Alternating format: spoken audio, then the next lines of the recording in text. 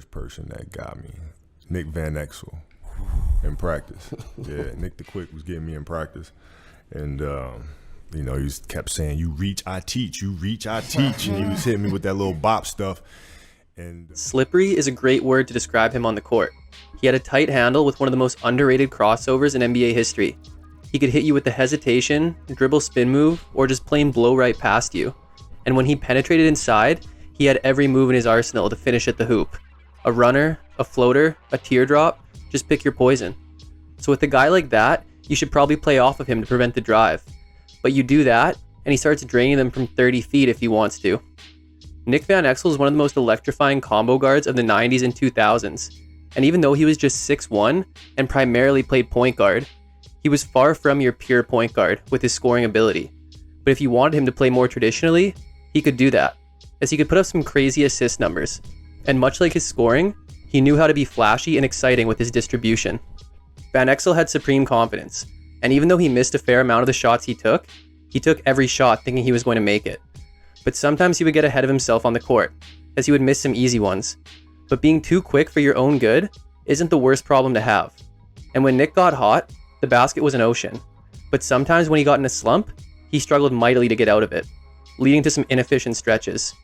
But his threat from beyond the three-point line forced defenses to play true, even if the shot wasn't falling, which then gave him the opportunity to penetrate for an acrobatic layup or make a great dish to an open teammate once the D collapsed. But taking sometimes tougher than necessary shots isn't too surprising for a guy who even liked to make free throws harder. Van Exel's career didn't quite hit the heights it seemed like it could, but this isn't from a lack of game, as much as it was for a lack of maturity and a bit of a negative reputation during his earlier years in the league. But as he matured and willfully accepted a bench role in his last few years, he was a second unit player with first unit talent, and a not so secret weapon on every team he played on. So today, we're going to try to jog your memory on Nick the Quick Van Exel. Van Exel attended St. Joseph High School in Kenosha, Wisconsin, where he would lead the state tournament in scoring in both his junior and senior seasons, but lose in the final both years. Due to poor grades and only being recruited by mid-major colleges, Van Exel decided to attend Trinity Valley Community College to improve his academics and his stock as a player, where in his 2 years as a Cardinal, Van Exel averaged 19.1 points with a career high of 25, and his decision proved to be the right one, as he committed to play for Hall of Fame coach Bob Huggins and the Cincinnati Bearcats going into his junior season in 1992. Going into the 92 season, the Bearcats had two future NBA player JuCo transfers in Van Exel and Corey Blunt, alongside seniors Herb Jones and Anthony Buford. The Bearcats would improve greatly on their 18-12 record from the year prior, as they went 29-5, which included a phenomenal tournament run that saw the Bearcats make it all the way to the Final Four. And aside from a rough 1 of 9 from the field for Van Exel in the second round versus Michigan State, he had a great tournament, as he averaged about 16 points and 4 assists on 50% shooting. And he saved his best for last, as he put up 22 points on almost 73% shooting in an Elite 8 blowout of Penny Hardaway and Memphis State. Cincinnati would then meet Michigan and the Fab Five in the Final Four. And even though Michigan initially didn't know what to do against Cincy's trap defense and fast break offense, foul trouble to some key Bearcats allowed Michigan to get back in the game and win. But Van Exel would still have a game-high 21 points and 4 steals in the loss. And overall for the regular season, he averaged about 12.5 points, 2.5 rebounds, and 3 assists per game, while shooting 38% from 3. The 93 team was led by 3 JuCo transfers, and the team had similar success, with Van Exel leading the way, as he was the team's top scorer, which was in part due to the fact that he was absolutely launching threes, averaging 8 attempts per game, but still hitting them at a 34.3% clip. The Bearcats' overall record for the year was 27-5, and their season ended a little earlier, as they lost to North Carolina in the Elite 8. Van Exel started the tournament in a slump, as he scored a combined 10 points across the first 2 rounds, but he was able to drop 19 on Virginia in the Sweet 16, although he continued to struggle shooting, as he shot below 29% for this game, but he kind of made up for it with 11 assists. He would score a game-high 23 points and 5 steals in the Elite 8 loss to UNC, but again his lack of efficiency hurt the team, as he had his best shooting game of the tournament, but it was still only about 33%. And for the regular season, Van Exel averaged about 18.5 points, 2.5 rebounds, 4.5 assists, and nearly 2 steals per game. He did shoot below 39%, but he was the best scorer and shot creator on the team, so it made sense that shouldering the offensive load meant taking some low percentage shots at times. After leaving Cincinnati, holding all the program's major three-point records in just 2 seasons there, Van Exel would enter the '93 draft, where he would be a second-round pick, 37th overall, by the Los Angeles Lakers. Van Exel joined the beginning of a new era of Lakers basketball, as Magic Johnson had retired 2 seasons earlier, and an aging James Worthy with bad knees would be playing his final season this year. Even as a second-round pick, Van Exel was a day one starter for the Lakers, and played in 81 games for a 33-49 Lakers team that missed the playoffs for the first time since 1976. The Lakers had a lot of capable players, but were missing a star. Yet, Van Exel was able to make his mark as a top 3 scorer on the team, which included a 31-point game in an April 1st win versus Houston. However, he would shoot under 40% on the year, but he would be the best 3-point shooter the team had, as he shot nearly 34% from 3 and took more than double the threes than the next closest guy. Van Exel's performance this season would also get him a selection to the inaugural Rookie Challenge game, and for the regular season, Van Exel would average about 13.5 points, 3 rebounds, and 6 assists per game, plus a second-team All-Rookie selection. Going into the 1995 season, the Lakers had added 2 more key pieces to their mid-90s resurgence, as they drafted swingman Eddie Jones out of Temple and traded for Cedric Ceballos prior to the season. And with these guys, the Lakers rolled out a starting lineup that saw everyone average at least 12 points per game. The athletic play of the wing tandem of Jones and Ceballos were perfect for Van Exel's playstyle, as he bumped up his team-leading assist numbers, with a lot of these extra assists coming in transition and through alley-oops. Van Exel had also improved his scoring to be second on the team, and the Lakers improved vastly, as they finished with 15 more wins than the season prior at 48-34, and would enter the playoffs as a 5 seed, and meet a good Sonics team in the first round. But Van Exel would be the Lakers' best player this series, averaging nearly 25 a game, which included a 29-point Game 1 and a 34-point series-clinching Game 4, where he drained 7 threes. A second-round series versus the Spurs would see Van Exel start off with 2 straight double-doubles, but he lost his shot after Game 3, and even though he stayed distributing, the team missed his scoring production, as they lost in 6. However, this series would be remembered for Van Exel hitting 2 clutch shots, including a buzzer-beater game winner in Game 5. And for the regular season, he averaged about 17 points, 3 rebounds, and 8.5 assists per game.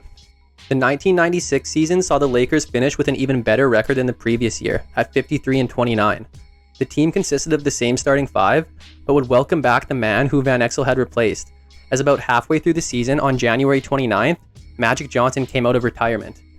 However, this season was dysfunctional for the Lakers as a whole, as an early March incident saw Ceballos get suspended after leaving the team without notice, which disrupted team chemistry. And then about a month later, on April 9th, Van Exel shoved referee Ron Gerritsen in the 4th quarter of a loss to the Nuggets. Van Exel had reportedly made a sarcastic remark about a foul call, which led to a technical foul. And then, as he continued to argue the call and make some choice remarks about Gerritsen's stature, he was teed up again and ejected, which caused Van Exel to snap and rush towards Gerritsen and shove him. This incident led to Van Exel being suspended for the final 7 games of the season and incurred what was the largest single-season fine to a player at the time, of $25,000. But even afterwards, he was not apologetic towards Gerritsen. Nonetheless, Van Exel was back for the playoffs, where the Lakers drew the 2-time defending champion Houston Rockets. But Van Exel couldn't find his shooting groove after returning, as he would average less than 12 points on under 30% shooting, as the Lakers were defeated in 4 games.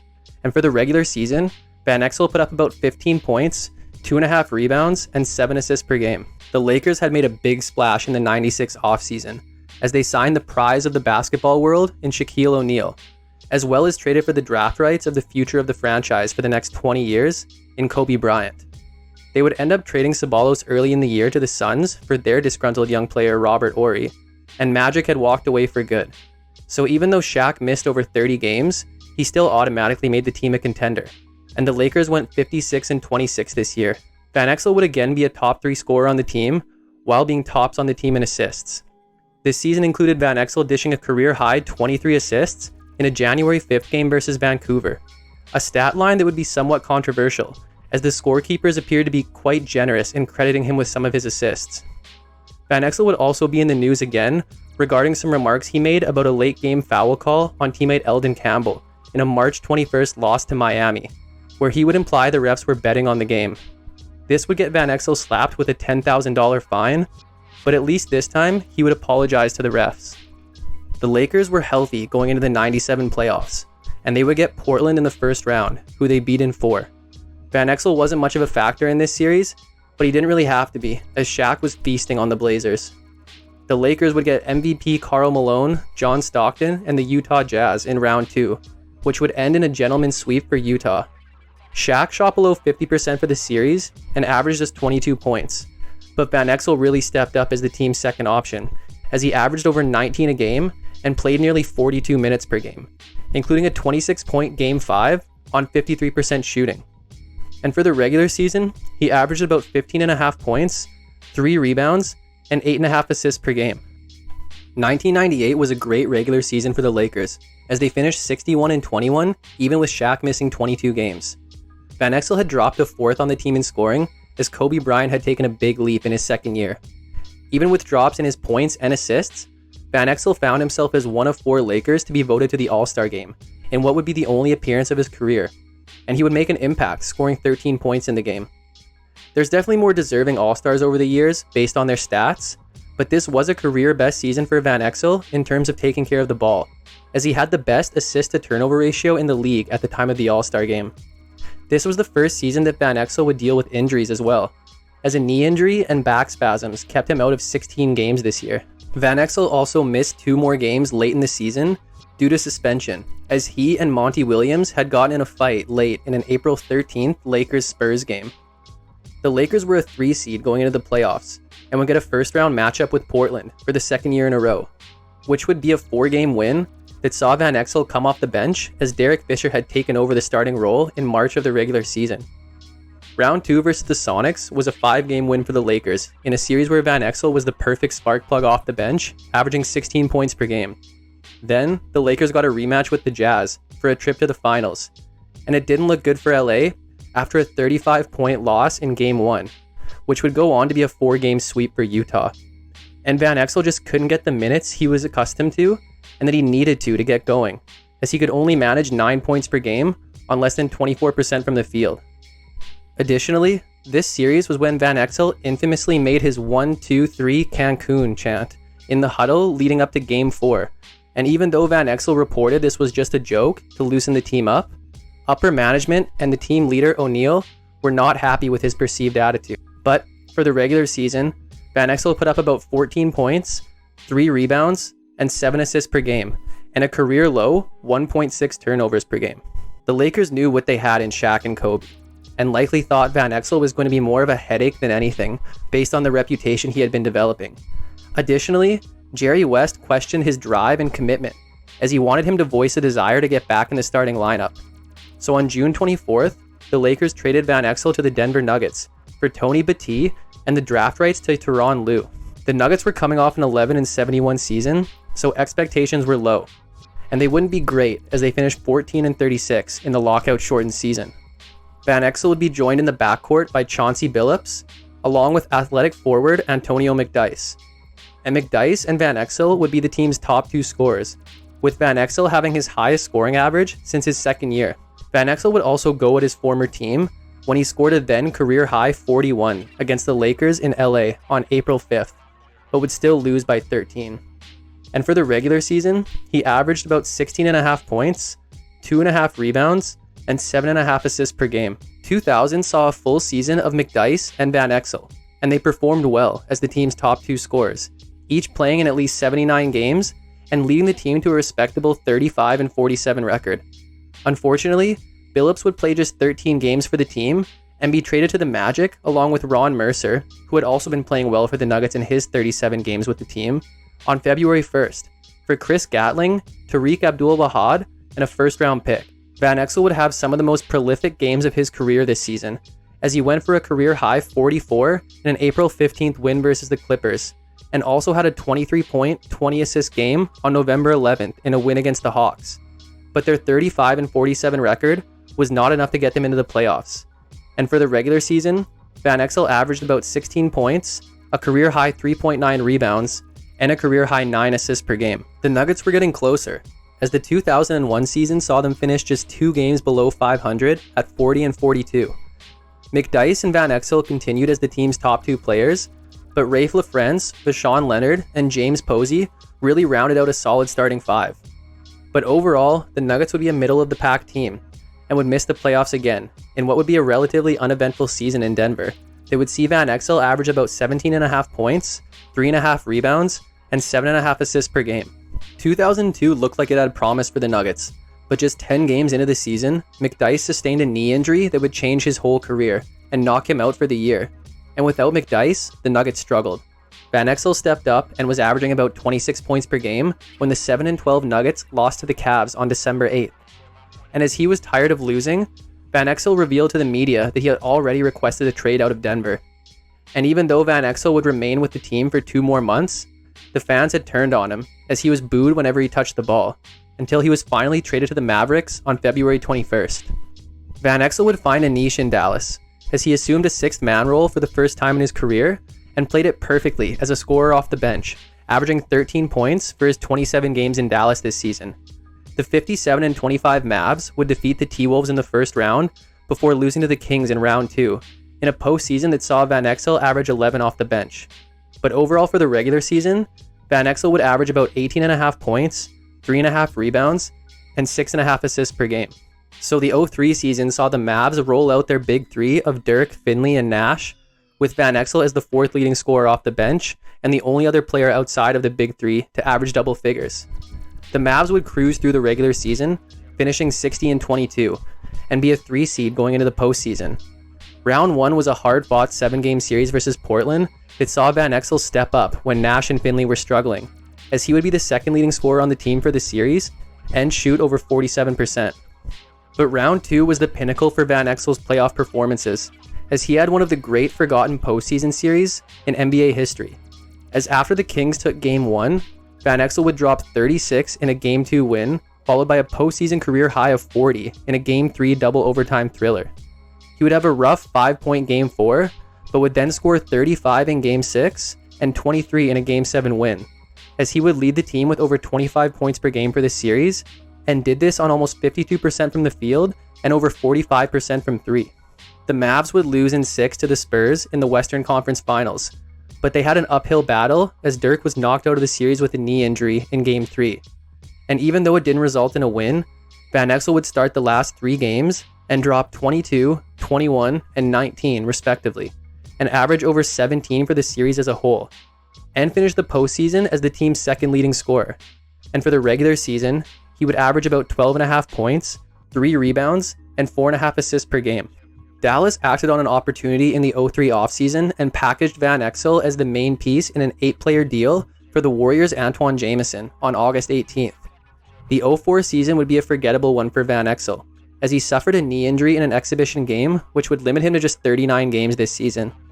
When Van Exel did play, he would find himself as starting point guard for a team that had lost 2 young, high-potential players in Jamison and Gilbert Arenas. So in his 39 games, Van Exel would be the team's 2nd leading scorer behind Jason Richardson. But the Warriors would finish 37-45 and miss the playoffs. And for the regular season, Van Exel averaged about 12.5 points, 2.5 rebounds, and 5.5 assists per game. In the 04 offseason, Van Exel would again be traded, this time to Portland, where he would again be hampered by injuries, playing just 53 games for a 27-55 Blazers team that missed the playoffs. The Blazers had a solid team on paper, but their top players missing significant chunks of time ruined their season, as along with Van Exel, Zach Randolph missed 36 games, and Sharif Abdur-Rahim missed 28. But for the regular season, Van Exel averaged about 11 points, 3 rebounds, and 4.5 assists per game. Van Exel's last career stop came in San Antonio, as he signed with the Spurs as a free agent on August 29th for the 06 season. He had already said this would be his last year, as at this point he had constant problems with his elbow and knees.